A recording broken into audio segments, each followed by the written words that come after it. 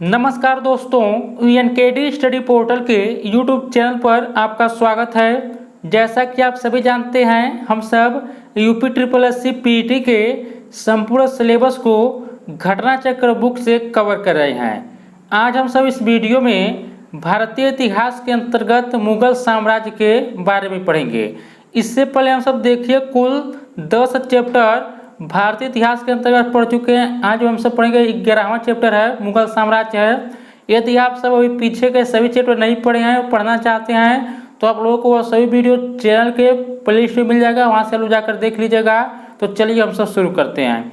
और साथ ही दोस्तों, यदि आप अभी चैनल पर पहली बार आए हैं तो चैनल को भी सब्सक्राइब कर लीजिएगा, ताकि आने वाले हर वीडियो का नोटिफिकेशन आपको समय समय पर मिलता रहे। तो चलिए हम सब इस वीडियो में मुगल साम्राज्य को पढ़ते हैं। तो चलिए हम सब देखते हैं मुगल साम्राज्य के बारे में। तो देखिए यहाँ पर पहला पॉइंट दिया है, बाबर का पूरा नाम जहीरुद्दीन मोहम्मद बाबर था। याद रखिएगा। देखिए जो पहला पॉइंट दिया है कि बाबर का पूरा नाम जहीरुद्दीन मोहम्मद बाबर था, इससे आप लोग याद रखिएगा। अगला पॉइंट देखते हैं। देखिए पानीपत का प्रथम युद्ध 21 अप्रैल 1526 को बाबर तथा इब्राहिम लोदी के बीच हुआ। देखिए यहाँ पर जो दूसरा पॉइंट है, एग्जाम की दृष्टि से बहुत ही इंपॉर्टेंट है, क्योंकि देखिए एग्जाम में अक्सर पानीपत के युद्ध के बारे में पूछ लेता है। तो देखिए जो पानीपत का पहला युद्ध हुआ था वह देखिए 21 अप्रैल 1526 को बाबर तथा इब्राहिम लोदी के बीच हुआ था, इसे आप लोग याद रखिएगा। आगे बढ़ते हैं। देखिए अगला दिया कि 27 अप्रैल 1526 को बाबर ने अपने आप को बादशाह घोषित कर भारत में मुगल साम्राज्य की नींव डाली। तो याद रखिएगा, यदि एग्जाम में पूछे कि भारत में मुगल साम्राज्य की नींव किसने डाली, तो आप सब याद रखिएगा मुगल साम्राज्य की नींव भारत में जो है बाबर ने डाली। आप सब इसे याद रखिएगा। और देखिए भारत में सर्वप्रथम पानीपत की पहली लड़ाई में तोपों का प्रयोग किया गया, इसे भी आप लोग याद रखिएगा। देखिए अभी एग्जाम में बहुत बार पूछा है कि भारत में सबसे पहले तोपों का प्रयोग कब किया गया था, तो आप सब याद रखिएगा भारत में जो है सर्वप्रथम पानीपत की पहली लड़ाई में तोपों का प्रयोग किया गया, इसे आप लोग जरूर याद रखिएगा। एग्जाम में यहाँ से प्रश्न बन सकता है। और देखिए खानवा का युद्ध 17 मार्च 1527 को बाबर और राणा सांगा के मध्य हुआ था, इससे भी आप लोग याद रखिएगा।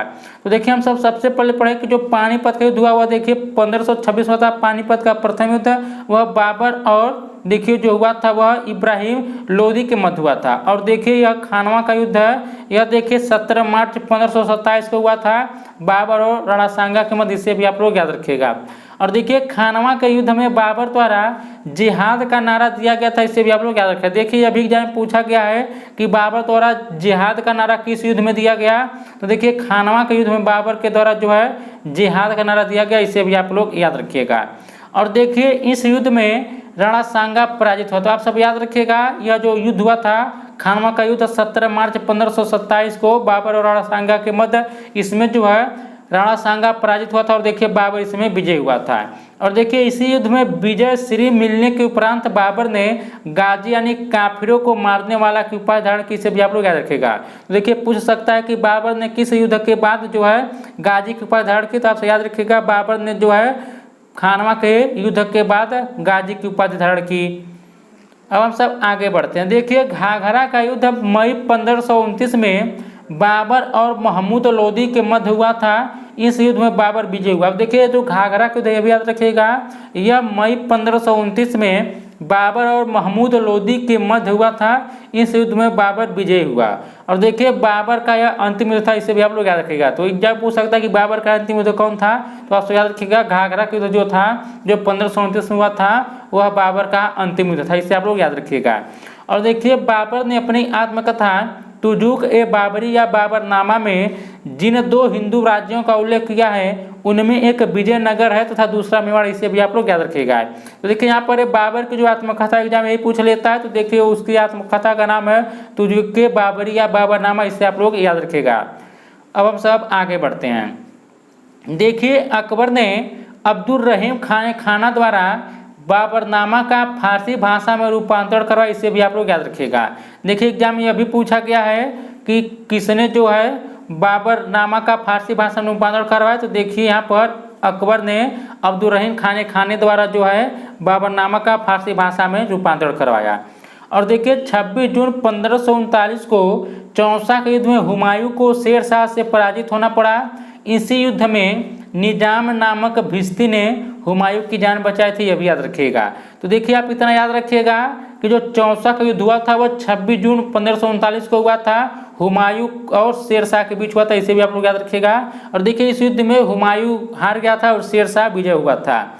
आगे हम सब बढ़ते हैं और देखिए 17 मई 1540 को कन्नौज या बिलग्राम के युद्ध में भी हुमायूं को शेर शाह से पराजित होना पड़ा और विवश होकर एक निर्वासित की भांति इधर उधर भटकना पड़ा। तो देखिए हम सब अभी पीछे पड़े हैं कि चौसा का युद्ध में भी हुमायूं जो है हार गया था, और साथ में देखिए जो कन्नौज या बिलग्राम का युद्ध हुआ था 17 मई 1540 को, इसमें भी हुमायूं हार गया था और देखिए शेर शाह सूरी विजयी हुआ था, इससे भी आप लोग याद रखिएगा। और देखिए एक बहुत ही इंपॉर्टेंट युद्ध है, इसे कोई नहीं पढ़ता लेकिन आप सब पढ़ लीजिए। 22 जून 1555 को सरहिंद युद्ध हुआ था, ये भी याद रखिएगा कि जो सरहिंद का युद्ध हुआ था वह 22 जून 1555 को हुआ था। और देखिए यहाँ पर लिखा है कि युद्ध की विजय ने हुमायूं को एक बार पुनः उसका खोया राज्य वापस दिला दिया। तो देखिए जो हुमायूं ने अपना राज्य खोया था उसको वह इस युद्ध के बाद वापस पा गया, इसे भी आप लोग याद रखिएगा। और देखिए शेर शाह ने पुराने घिसे पिटे सिक्कों के स्थान पर सोने, चांदी एवं तांबे के सिक्कों का प्रचलन किया, इसे भी आप लोग याद रखिएगा। देखिए एग्जाम में यह प्रश्न पूछ सकता है कि किसने जो है सोने, चांदी एवं तांबों के सिक्कों का प्रचलन किया, तो आप सब याद रखिएगा शेर शाह ने किया था। आगे बढ़ते हैं। देखिए शेर शाह ने शुद्ध चांदी का रुपया जो देखिए 178 ग्रेन तथा तांबे का दाम जो 380 ग्रेन चलाया, इसे भी आप लोग याद रखिएगा। तो देखिए शेर शाह ने शुद्ध चांदी का रुपया चलाया जो 178 ग्रेन का था तथा तांबे का दाम जो 380 ग्रेन चलाया, यह भी याद रखिएगा। और देखिए रुपया और दाम की विनिमय दर 1.64 थी, यह भी याद रखिएगा।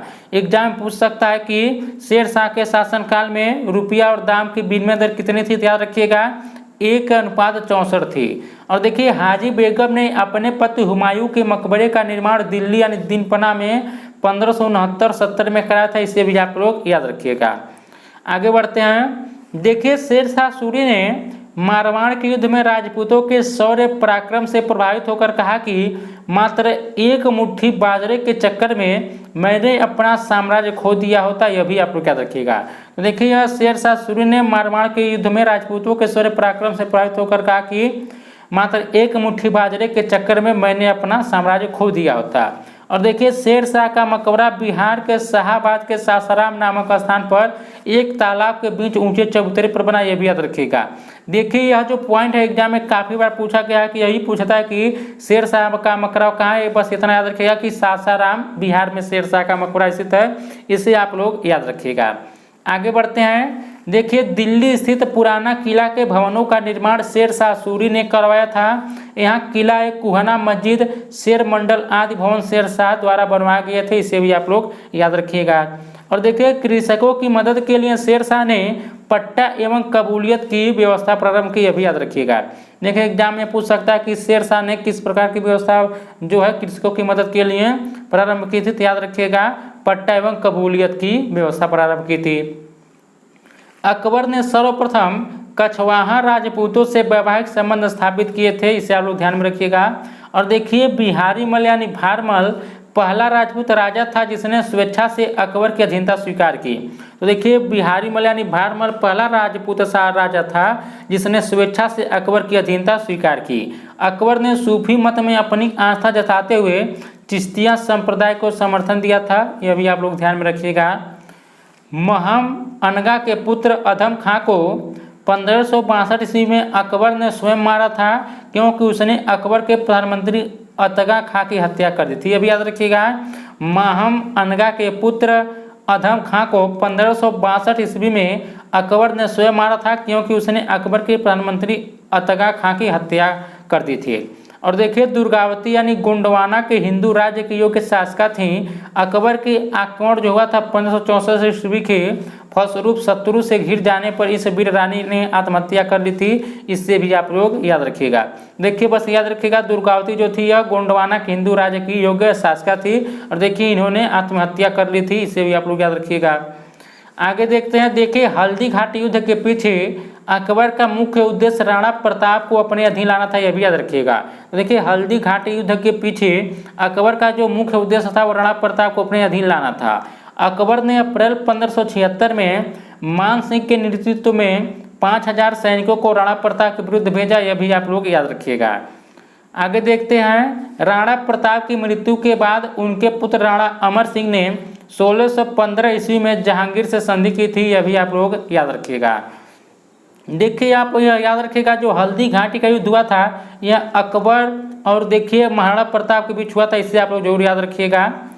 अब हम सब आगे बढ़ते हैं। देखिए मुगल शासन व्यवस्था को स्थापित करने का श्रेय अकबर को ही है, इसे भी आप लोग याद रखिएगा। तो आप सब देखिए इस पॉइंट को ध्यान दीजिएगा, लिखा है कि मुगल शासन व्यवस्था को स्थापित करने का श्रेय अकबर को ही है। देखिए यदि पूछेगा कि मुगल वंश का संस्थापक कौन था तो याद रखिएगा वह बाबर था। लेकिन यदि प्रश्न इस प्रकार पूछे कि मुगल शासन व्यवस्था को किसने स्थापित किया था तो अकबर ने किया था, इससे आप लोग याद रखिएगा।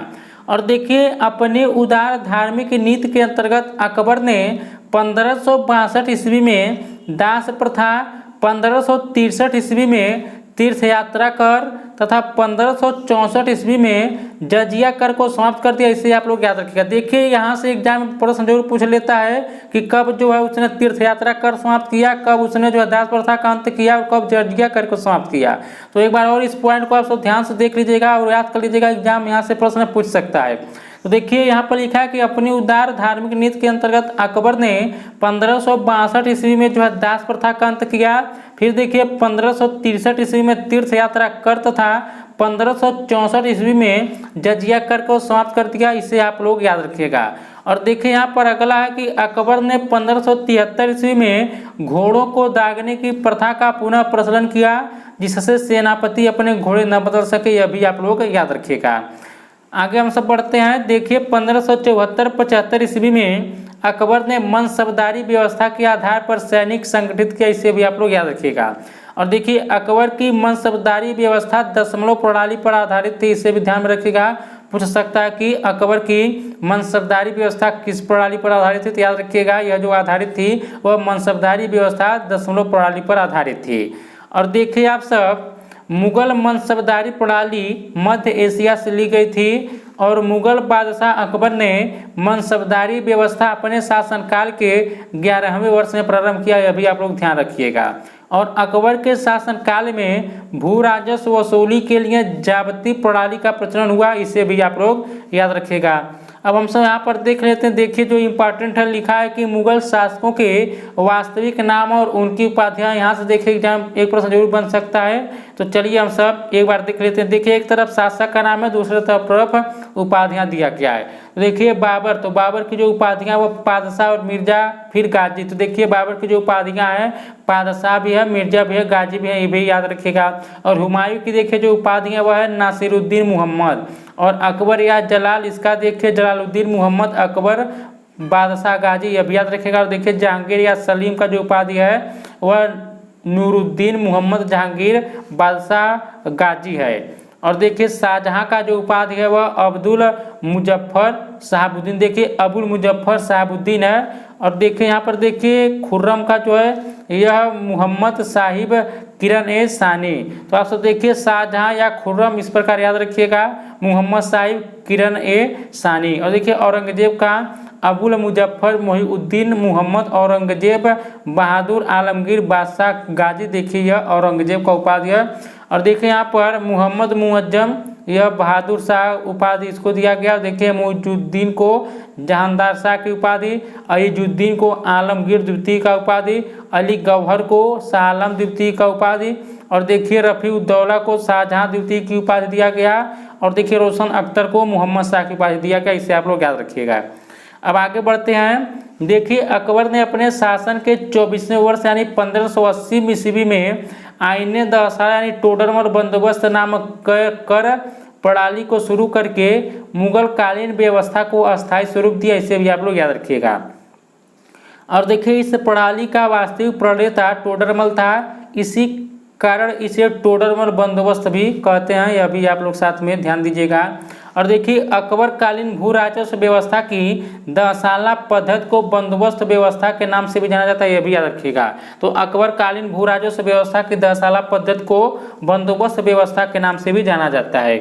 जहांगीर के समकालीन मोहसिन फानी ने अपनी रचना दबिस्तान ए मजाहिब में पहली बार दीन इलाही का एक स्वतंत्र धर्म के रूप में उल्लेख किया था, यह भी आप लोग ध्यान में रखिएगा। और देखिए तुर्की सुल्ताना का महल इतना सुंदर है कि पर्सी ब्राउन ने उसे स्थापत्य कला का मोती का, यह भी याद रखिएगा। तो आप सही इस पॉइंट को याद रखिएगा कि तुर्की सुल्ताना का महल इतना सुंदर है कि पर्सी ब्राउन ने उसे स्थापत्य कला का मोती का, ध्यान रखिएगा। और देखिए अकबर ने 1582 ईस्वी में तौहीद ए इलाही या दीन ए इलाही की स्थापना की, यह भी याद रखिएगा। तो आप सब याद रखिएगा कि अकबर ने 1582 ईस्वी में दीन ए इलाही या तौहीद ए इलाही की स्थापना की।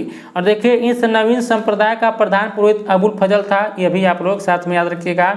और देखिए यह जो इम्पॉर्टेंट है, यह पॉइंट यह बहुत इंपॉर्टेंट है, इसे आप जरूर याद रखिएगा कि हिंदुओं में केवल बीरबल ने ही इसे स्वीकार किया था, यह भी याद रखिएगा। तो देखिए पूछा था एग्जाम में कि दीन इलाही धर्म को स्वीकार करने वाला प्रथम हिंदू कौन था, तो याद रखिएगा वह बीरबल था, इसे आप लोग याद रखिएगा। और देखिए बीरबल का जो बचपन का नाम था वह महेश दास था, यह भी आप लोग याद रखिएगा।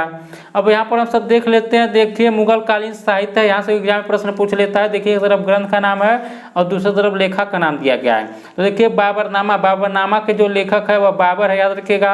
और हुमायूंनामा के लेखक गुलबदन बेगम, अकबरनामा या अबुल फजल के द्वारा, और देखिए तुर्क जहांगीरी या जहांगीर के द्वारा, पादशाहनामा अब्दुल हमीद लाहौरी के द्वारा, खुलासत उत तवारीख सुजान राय के द्वारा, फुतुहात आलमगिरी ईश्वर दास नागर के द्वारा, और देखिए नुस्खा ए दिलकुशा भीमसेन बुरहानीपुर इसके द्वारा, और देखिए तबकात अकबरी या निजामुद्दीन अहमद के द्वारा लिखा गया है। तो देखिए यहाँ पर जो आपको याद करना है, बस याद रखिएगा, एक तो बाबरनामा बाबर के द्वारा लिखा गया, ये भी याद रखिएगा। और हुमायूंनामा देखिए गुलबदन बेगम, याद रखिएगा।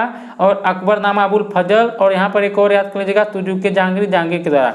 बस देखिए यही 4 इंपॉर्टेंट है, बस ये याद रखिएगा, एग्जाम में आपको यहीं से देखने को मिल जाएगा अगर पूछेगा यहाँ से। तो अब हम सब आगे बढ़ते हैं, आगे हम सब देखते हैं।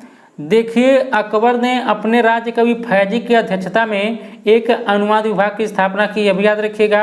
और अकबर के आदेश से महाभारत के विभिन्न भागों का रजबनामा नाम से फारसी में अनुवाद नकीब खां, बदायूनी तथा फैजी आदि विभिन्न विद्वानों के सम्मिलित प्रयत्नों से किया गया, इसे भी आप लोग याद रखिएगा।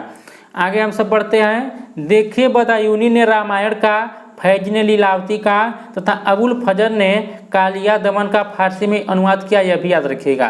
तो देखिए एग्जाम पूछ लेता है कि बदायूनी ने किसका फारसी में अनुवाद किया, तो देखिए बदायूनी ने रामायण का, फैजी ने लीलावती का, और देखिए अबुल फजल ने कालिया दमन का, याद रखिएगा। और देखिए आप सब अकबर के दरबार के प्रसिद्ध ग्रंथकर्ताओं में सबसे प्रमुख कश्मीर का मुहम्मद हुसैन था, जिसे अकबर ने जरी कलम की उपाधि प्रदान की थी, यह भी साथ में याद रखिएगा।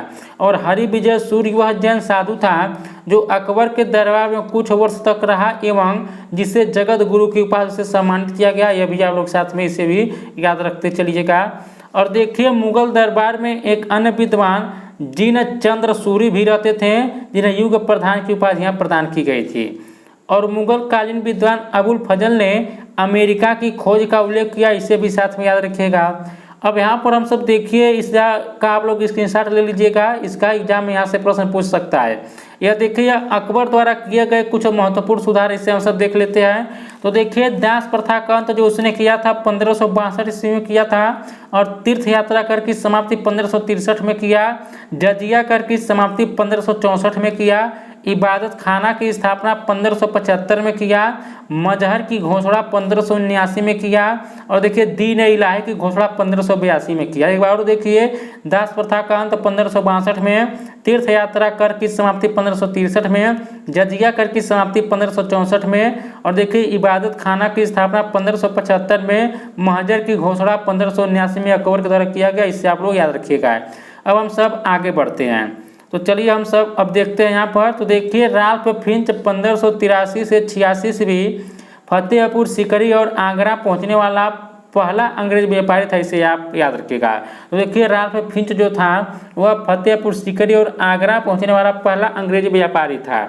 और अकबर ने फतेहपुर सीकरी में 1575 ईस्वी में इबादत खाने की स्थापना की, जिसका उद्देश्य दार्शनिक एवं धार्मिक विषयों पर वाद विवाद करना था, यह भी याद रखिएगा।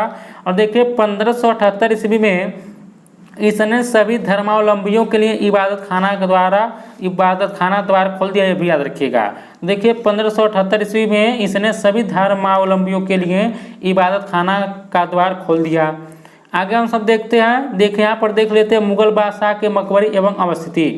तो देखिए एक तरफ मुगल बादशाह दिया गया और देखिए एक अवस्थिति दिया गया, इनके हम सब मकबरा देख रहे हैं यहाँ पर।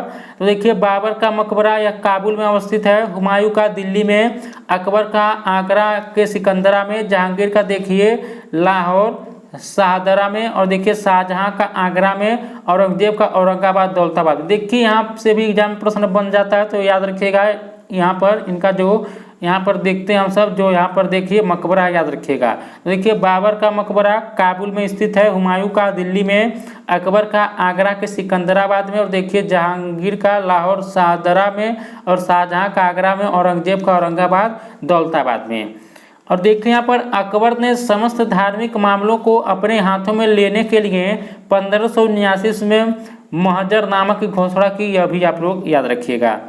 आगे हम सब बढ़ते हैं। देखिए यह महजरनामा अबुल फजल के पिता शेख मुबारक ने तैयार किया था, यह भी याद रखिएगा। और देखिए महजर को स्मिथ और बुलजले हेग ने अचूक आज्ञा पत्र कहा है, यह भी आप लोग साथ में ध्यान रखिएगा। और देखिए महजर जारी करने के बाद अकबर ने सुल्तान ए आदिल या इमाम ए आदिल की उपाधि धारण की, यह भी याद रखिएगा। और आगरा के किले में 1605 ईस्वी में जहांगीर का राज्याभिषेक 22 वर्ष 24 दिन की अवस्था में हुआ, और उसने नूरुद्दीन मुहम्मद जहांगीर बादशाह गाजी की उपाधि धारण की। दू अस्पा एवं सिंह अस्पा प्रथा जहांगीर ने चलाई थी, याद रखिएगा। देखिए यह पॉइंट बहुत ही इंपॉर्टेंट है, जो हम कह रहे हैं आपको इंपॉर्टेंट है, इसे जरूर याद रखिएगा। देखिए दू अस्पा एवं सिंह अस्पा प्रथा जहांगीर ने चलाई थी, याद रखिएगा। और आगे हम सब देखते हैं 1615 ईस्वी में राणा अमर सिंह तथा मुगल बादशाह जहांगीर के मध्य चित्तौड़ की संधि हुई, यह भी याद रखिएगा।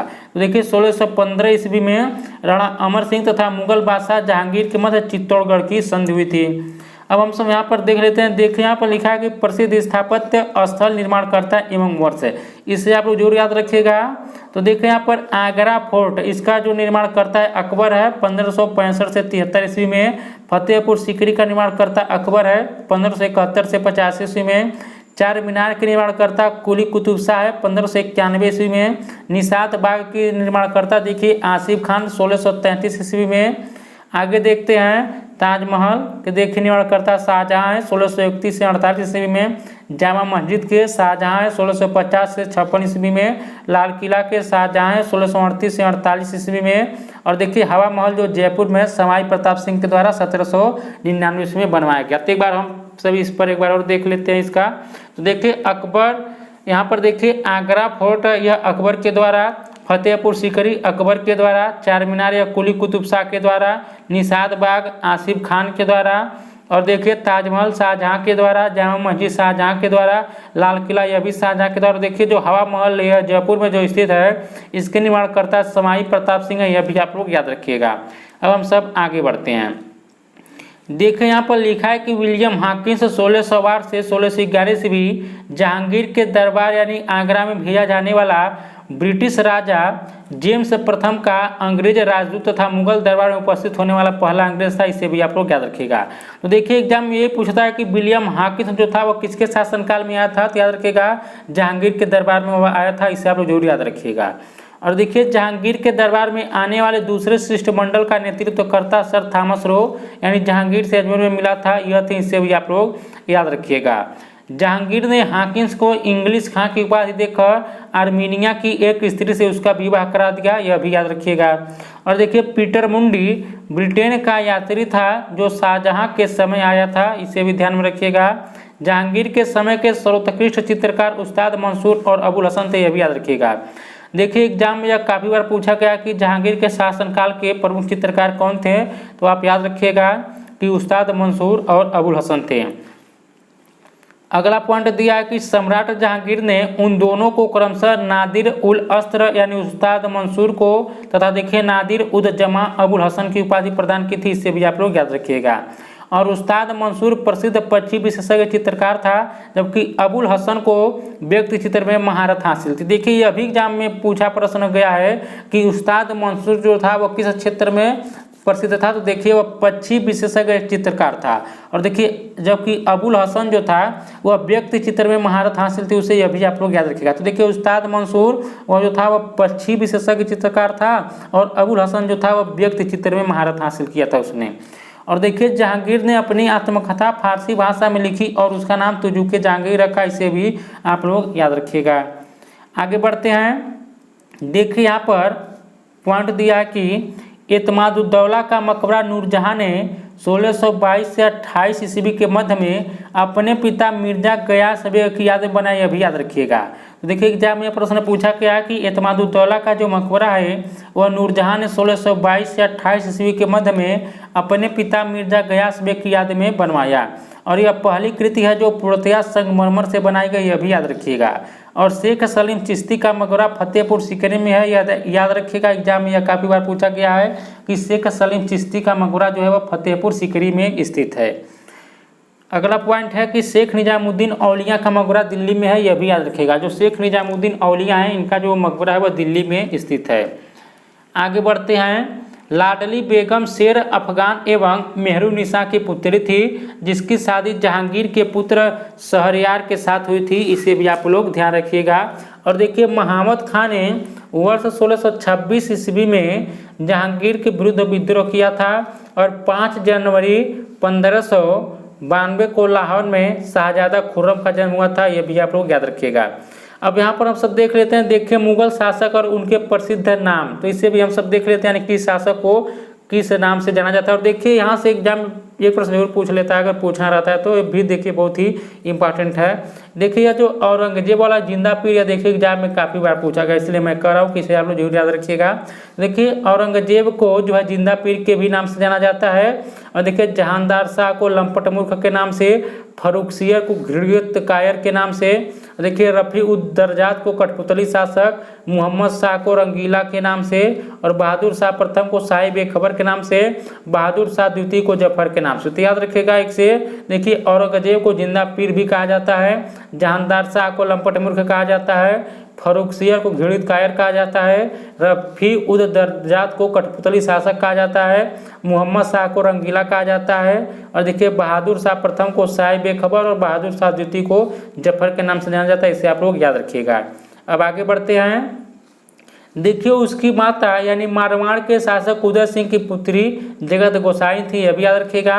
और 1612 ईस्वी में आसफ खां की पुत्री अर्जुमंद बानो बेगम से उसका विवाह हुआ, जो बाद में इतिहास में मुमताज महल के नाम से विख्यात हुई।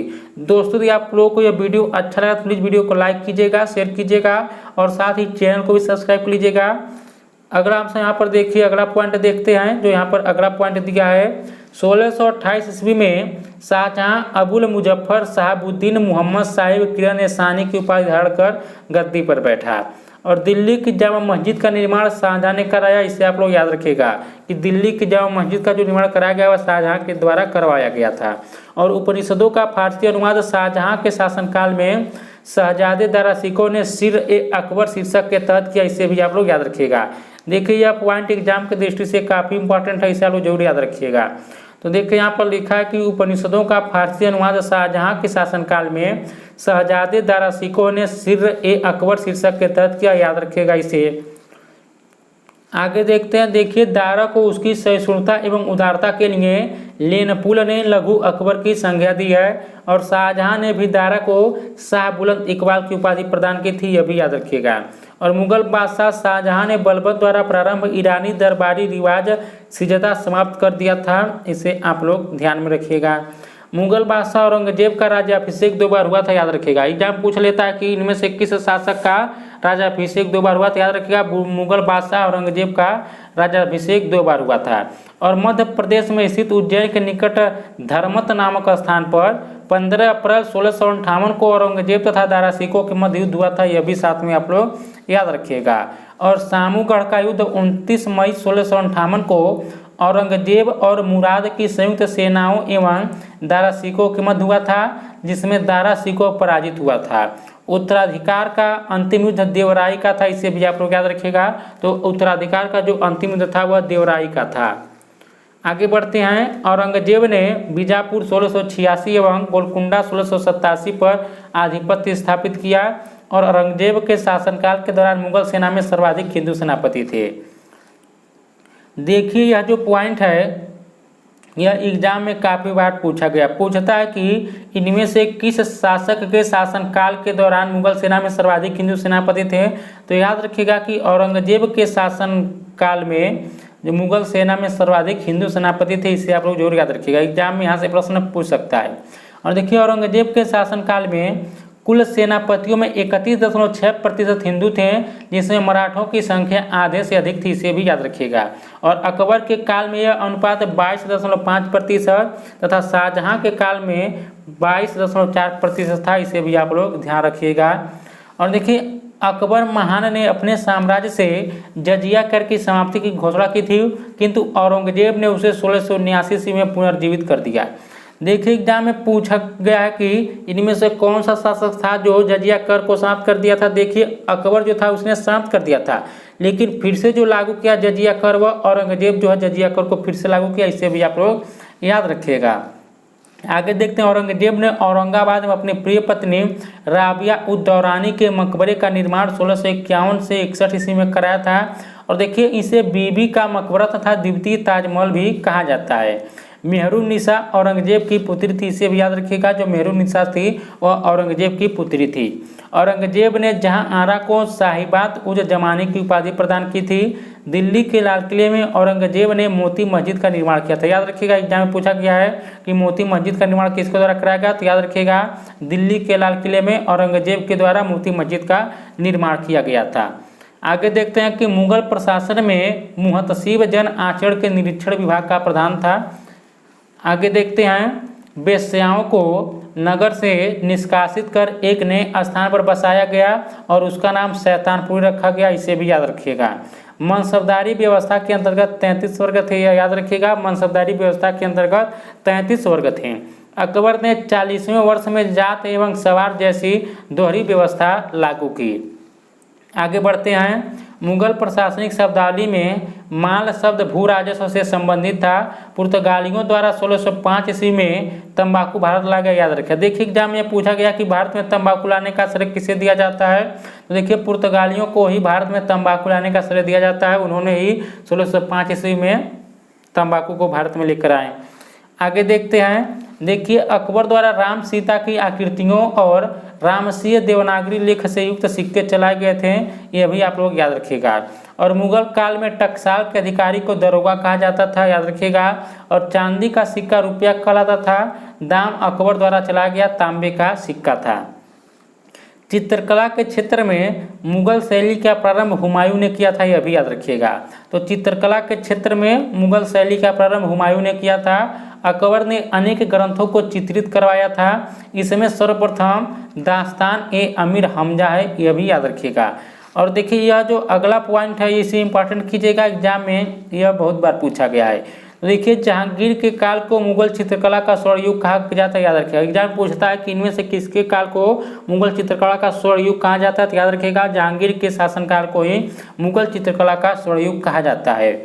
आगे देखते हैं। औरंगजेब ने संगीत को इस्लाम विरोधी मानकर उस पर पाबंदी लगा दी, यह भी याद रखिएगा। तो औरंगजेब ने संगीत को इस्लाम विरोधी मानकर उस पर पाबंदी लगा दी।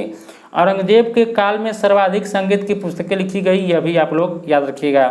अब आगे हम सब देखते हैं। देखिए अगला पॉइंट यहाँ पर दिया है कि औरंगजेब संगीत विरोधी होने के बावजूद स्वयं एक कुशल वीणा वादक था, यह भी याद रखिएगा। तो औरंगजेब जो था वह खुद एक प्रसिद्ध वीणा वादक था। और तोड़ी राग प्रातःकालीन गाया जाने वाला राग है। अगला पॉइंट हम सब देखते हैं। देखिए हरिदास संप्रदाय के संगीत अर्चना केंद्रों की संख्या 5 थी। वे गायन और वादन दोनों कलाओं में प्रवीण थे। इनके अनेक शिष्य थे, जिनमें से तानसेन, बैजू बावरा, गोपाल नायक, मदन लाल के नाम उल्लेखनीय है, यह भी साथ में याद रखिएगा। अब आगे बढ़ते हैं। देखिए अकबर के शासनकाल के दौरान तानसेन और स्वामी हरिदास प्रमुख ध्रुपद गायन थे, याद रखिएगा। तो देखिए अकबर के शासनकाल के दौरान तानसेन और जो स्वामी हरिदास हैं वे दोनों प्रमुख ध्रुपद गायक थे, याद रखिएगा। और तानसेन अकबर के दरबार का प्रसिद्ध संगीतज्ञ था। तानसेन का मूल नाम राम तनु पांडे था, यह भी याद रखिएगा। देखिए यहाँ पर इस पॉइंट को आप लोग याद रखिएगा, एग्जाम में यहाँ से प्रश्न पूछ सकता है। देखिए तानसेन अकबर के दरबार का प्रसिद्ध संगीतज्ञ था और तानसेन के बचपन का नाम यानी मूल नाम जो था उसका रामधनु पांडे था, यह भी याद रखिएगा। और देखिए अकबर ने तानसेन को कंठा भरड़वाड़ी विलास की उपाधि प्रदान की थी, यह भी याद रखिएगा। और बिलास खां जहांगीर के दरबार का प्रमुख संगीतज्ञ था। आगे देखते हैं। देखिए माहम अनगा ने दिल्ली के पुराने किले में खैरुल मंजिल अथवा खैर उल मंजिल नामक मदरसे की स्थापना कराई थी, जिसे मदरसा ए बेगम भी कहा जाता था। अब यहाँ पर आगे देखते हैं कि मुगल कालीन लेखक एवं उनकी पुस्तकें जो है हम सब इसे एक बार देख लेते हैं।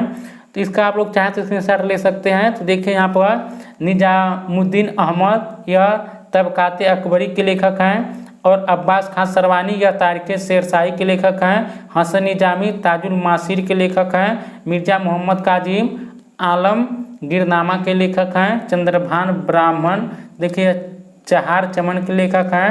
और मोतमिद खां यह इकबाल नामा ये जहांगीरी पुस्तक के लेखक है, याद रखिएगा। आगे हम सब बढ़ते हैं।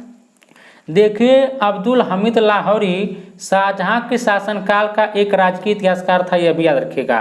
तो अब्दुल हमीद लाहौरी शाहजहां के शासनकाल का एक राजकीय इतिहासकार था और उसने अपनी पुस्तक पादशाहनामा में शाहजहां कालीन इतिहास का वर्णन किया है, यह भी साथ में आप लोग याद रखिएगा। और देखिए 1707 ईस्वी में औरंगजेब की मृत्यु के बाद उसने 63 वर्षीय पुत्र यानी मुअज्जम शाह आलम ने बहादुर शाह प्रथम के नाम से सत्ता संभाली, यह भी आप लोग याद रखिएगा। और देखिए यहाँ पर शाहजहां द्वारा बनवाए गए प्रसिद्ध मयूर सिंहासन पर बैठने वाला अंतिम मुगल शासक मुहम्मद शाह था, यह भी आप लोग याद रखिएगा कि शाहजहां द्वारा बनवाए गए प्रसिद्ध मयूर सिंहासन पर बैठने वाला जो अंतिम मुगल शासक था वह मुहम्मद शाह था, याद रखिएगा। और शाह आलम द्वितीय का कार्यकाल 1759 से 1806 ईस्वी तक था। उसका वास्तविक नाम अली गौहर था, यह भी आप लोग याद रखिएगा। तो शाह आलम द्वितीय का जो वास्तविक नाम था अली गौहर था, इसे आप याद रखिएगा। और फारसी मुगलों की राजभाषा थी, यह भी याद रखिएगा। देखिए यह छोटा ही है लेकिन बहुत अगर आ जाता है तो एग्जाम में काफी लोग गलत कर चले जाते हैं। तो यहाँ पर देखिए मुगलों की जो राजभाषा थी वह फारसी थी, याद रखिएगा। मुगलों की राजभाषा फारसी थी। आगे देखते हैं। देखिए नस्तालीक एक फारसी लिपि है जो मध्यकालीन भारत में प्रयुक्त होती थी, यह भी याद रखिएगा। नस्तालीक जो है यह एक फारसी लिपि है। और मुगल बादशाह औरंगजेब नस्तालीक तथा शिकस्त लिखने में निपुण था, यह भी आप लोग याद रखिएगा। आगे बढ़ते हैं हम सब।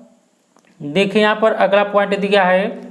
अजमेर की किशनगढ़ रियासत के राजा सावंत सिंह 17वीं 18वीं सदी का वैष्णव उपनाम नागरीदास राधा का सेवक था, यह साथ में याद रखिएगा। और देखिए रामचंद्रिका एवं रसिक प्रिया हिंदी कविता के रीतिकालीन कवि केशवदास की रचनाएं हैं, तो याद रखिएगा। एग्जाम में यह भी पूछ सकता है कि रामचंद्रिका और रसिक प्रिया इसके लेखक कौन है, तो याद रखिएगा केशवदास जी हैं। आगे बढ़ते हैं। देखिए चौथे गुरु रामदास के समय में मुगल बादशाह अकबर ने उन्हें 500 बीघा भूमि दान में दी, जिसमें एक प्राकृतिक तालाब भी था। और सिखों के 5वें गुरु अर्जुन देव ने 1604 ईस्वी में सिखों के पवित्र ग्रंथ आदि ग्रंथ का संकलन किया। देखिए इसे आप लोग याद रखिएगा, यह जो पॉइंट है यह बहुत ही इंपॉर्टेंट है। तो यहाँ पर देखिए लिखा है कि सिखों के 5वें गुरु अर्जुन देव ने 1604 ईस्वी में सिखों के पवित्र ग्रंथ आदि ग्रंथ का संकलन किया। तो याद रखिएगा आदि ग्रंथ के जो संकलन करता है वह गुरु अर्जुन देव हैं, इसे आप लोग याद रखिएगा। आगे बढ़ते हैं। देखिए राजकुमार खुसरो की सहायता करने के कारण जहांगीर ने गुरु अर्जुन देव को फांसी पर चढ़वा दिया, यह भी याद रखिएगा। और गुरु अर्जुन देव ने तरन तारण और करतारपुर नामक नगर बसाए तथा मसनद प्रथा चलाई, जिसके अनुसार सिखों को अपनी आय का 10वां भाग गुरु को देना पड़ता था, ये भी आप याद रखिएगा। और देखिए सिख संप्रदाय के आदि ग्रंथ अथवा गुरु ग्रंथ साहिब में सिखों के 6 गुरुओं, अनेक हिंदू भक्तों तथा कबीर बाबा फरीद नामदेव और रैदास के उपदेश समाहित हैं, यह भी आप लोग याद रखिएगा। यानी आप सभी याद रखिएगा कि जो सिख संप्रदाय के आदि ग्रंथ अथवा गुरु ग्रंथ साहिब है इसमें जो है सिखों के 6 गुरुओं और देखिए अनेक हिंदू भक्तों तथा कबीर, बाबा फरीद, नामदेव और रैदास के उपदेश समाहित है, यह आप लोग याद रखिएगा। देखिए यहाँ से एग्जाम में प्रश्न बन सकता है जो हम सब पढ़ने जा रहे हैं, इसलिए आप लोग चाहें तो इसका स्क्रीनशॉट ले सकते हैं। देखिए प्रमुख सिख गुरु एवं उनके कार्य, यहाँ से देखिए एग्जाम में जो प्रश्न बन सकता है अगर सिख धर्म से पूछेगा तो देखिए आप सब गुरु नानक, यह सिख धर्म की इन्होंने स्थापना की थी। गुरु अंगद, इन्होंने गुरुमुखी लिपि की शुरुआत की थी। गुरु रामदास, इन्होंने अमृतसर नगर की स्थापना की, अमृतसर की। और देखिए गुरु अर्जुन देव, इन्होंने आदि ग्रंथ का संकलन किया। और गुरु अर्जुन देव फिर देखिए स्वर्ण मंदिर का निर्माण, और गुरु गोविंद सिंह खालसा पंथ की स्थापना की। याद रखिएगा गुरु नानक जो थे उन्होंने सिख धर्म की स्थापना किया, और गुरु अंगद जो थे उन्होंने गुरुमुखी लिपि की शुरुआत किया। गुरु रामदास जो थे उन्होंने अमृतसर नगर की स्थापना की है, और गुरु अर्जुन देव आदि ग्रंथ का संकलन करता थे। और देखिए गुरु अर्जुन देव यह स्वर्ण मंदिर का इन्होंने निर्माण भी कराया। और देखिए गुरु गोविंद सिंह खालसा पंथ की स्थापना की है। अब आके हम सब पढ़ते हैं। तो देखिए आप सब यहाँ पर लिखा है कि गुरु अर्जुन देव तथा गुरु तेग बहादुर को तत्कालीन शासकों क्रमशः जहांगीर और औरंगजेब द्वारा मृत्युदंड दिया गया, याद रखिएगा। देखिए गुरु अर्जुन देव को जो है जहांगीर के द्वारा मृत्युदंड दिया गया, और देखिए गुरु तेग बहादुर को औरंगजेब के द्वारा मृत्युदंड दिया गया था, याद रखिएगा। और सिखों के 10वें और अंतिम गुरु गोविंद सिंह की नांदेड़ यानी महाराष्ट्र में एक अफगान सरदार द्वारा हत्या कर दी गई थी, यह भी आप लोग याद रखिएगा। और देखिए खालसा पंथ की स्थापना गुरु गोविंद सिंह ने 1699 को बैसाखी के दिन आनंदपुर साहिब में की थी, यह भी याद रखिएगा। तो आप सभी से याद रखिएगा खालसा पंथ की स्थापना गुरु गोविंद सिंह ने 1699 को बैसाखी के दिन आनंदपुर साहिब में की थी, याद रखिएगा। और देखिए बंदा बहादुर का मूल नाम लक्ष्मण देव अथवा लक्षण देव था, यह भी याद रखिएगा। बंदा बहादुर का मूल नाम लक्ष्मण देव अथवा लक्षण देव था। और देखिए हैदराबाद के स्वतंत्र राज्य की स्थापना 1724 ईस्वी में चिनकिलीच खां उर्फ निजाम मुल्क ने की थी, यह भी याद रखिएगा। तो यहाँ पर देखिए इसे याद रखिएगा कि हैदराबाद के स्वतंत्र राज्य की स्थापना 1724 ईस्वी में चिनकिलीच खां उर्फ निजामुल मुल्क ने की थी। और देखिए 18वीं शताब्दी का सबसे श्रेष्ठ राजपूत राजा आमेर का समाई जयसिंह था, यह भी याद रखिएगा। तो 18वीं शताब्दी का सबसे श्रेष्ठ जो राजपूत राजा था वह आमेर का समाई जयसिंह था, इससे आप लोग याद रखिएगा। और देखिए जयसिंह ने दिल्ली, जयपुर, उज्जैन, बनारस और मथुरा में आधुनिक उपकरणों से युक्त वेधशालाएं बनवाई, इसे भी आप लोग याद रखिएगा। तो देखिए हम सब इस वीडियो में जो है मुगल साम्राज्य को कंप्लीट कर चुके हैं। यदि एग्जाम में मुगल साम्राज्य से प्रश्न बनेगा तो आप लोगों को यहीं से देखने को मिलेगा, इससे बार आप लोगों को एक भी प्रश्न देखने को नहीं मिलेगा। तो देखिए हम सब भारतीय इतिहास के अंतर्गत कुल जो है 11 चैप्टर पढ़ चुके हैं, बस 2 चैप्टर और बचा है जो हम सब 2 दिनों में कंप्लीट कर लेंगे। और उसके बाद हम सब जो पढ़ेंगे भारत और विश्व के भूगोल को हम सब खत्म करेंगे। तो इसी प्रकार जो है यदि आप लोग पीईटी में इस साल 80 नंबर से अधिक नंबर पाना चाहते हैं तो चैनल को सब्सक्राइब जरूर कर लीजिएगा। आप लोगों को सभी सब्जेक्ट कवर कराया जाएगा, जितना भी पीटी में सिलेबस है संपूर्ण सिलेबस आप लोगों को कवर कराया जाएगा इस चैनल के माध्यम से। तो दोस्तों इस वीडियो में इतना ही। यदि आप लोगों को ये वीडियो अच्छा लगा तो प्लीज़ वीडियो को लाइक कीजिएगा, शेयर कीजिएगा और साथ ही चैनल को भी सब्सक्राइब कीजिएगा। नमस्कार, जय हिंद, जय भारत।